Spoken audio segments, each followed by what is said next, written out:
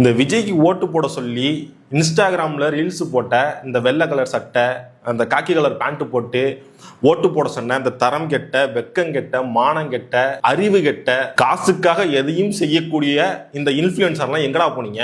அவ்வளவு பிரச்சனை நடந்துகிட்டு இருக்கு. நீங்க இப்ப என்ன பண்ணிட்டு இருக்கிறீங்க? அவன் ஜாலியா வீடியோ போட்டு ரீல்ஸ் போட்டு நீங்க சம்பாரிச்சுக்கிட்டு இருக்கிறீங்க. மக்கள் தானே நடுரோட்ல இறங்கி போராடிட்டு இருக்காங்க. நாட்டுல ஒரு பிரச்சனை நடந்தா எதுக்குமே குரல் கொடுக்காத அந்த நாய்கள் இன்ஸ்டாகிராம்ல ரீல்ஸ் போட்டு எவனோ காசு கொடுத்தாங்கிறதுக்காக ஓட்டு போட சொல்லி ரீல்ஸ் மட்டும் போட்டுட்டு இருந்தீங்கல்ல, இப்ப வந்து போராடுங்க. மக்களுக்காக செவிலியர்கள் போராட்டம் பண்ணிட்டு இருக்காங்கல்ல, மக்களுக்காக போராடுங்க. கரண்ட் இல்லைன்னு மக்கள் போராடுறாங்கல்ல, வந்து போராடுங்க. அந்த 10 வயது குழந்தைக்காக மக்கள் போராடிட்டு இருக்காங்கல்ல, வந்து போராடுங்க. எங்க போனீங்க? இப்ப வாயில் என்ன வச்சிருக்கீங்க எல்லாரும்? இதுல இன்னொரு ஒரு நாய் உதயநிதி அவர்களோட தொடர்புல இருக்கிறவர் தான் வந்து இந்த வேலையை பார்த்துட்டாரு அப்படின்னு சொல்லிட்டு கூச்சமே இல்லாம பேசுது.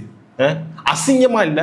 எனக்கு என்ன சொல்றேன்னு தெரியல. அதுக்கப்புறம் இன்னொரு ஒரு புறம்போக்கு நாய் ஒருத்தர் இருக்கான். இந்த நாய் இவ்வளவு பிரச்சனை நடக்குது, இந்த நாயும் திமுகவுக்கு எதிராக கட்டமைக்குது. ஏன்டா டிஎம்கே கால் சென்டர்ல தான் நீ வேலை பார்ப்பியா? உனக்கு வேற எதுவுமே தெரியாதா?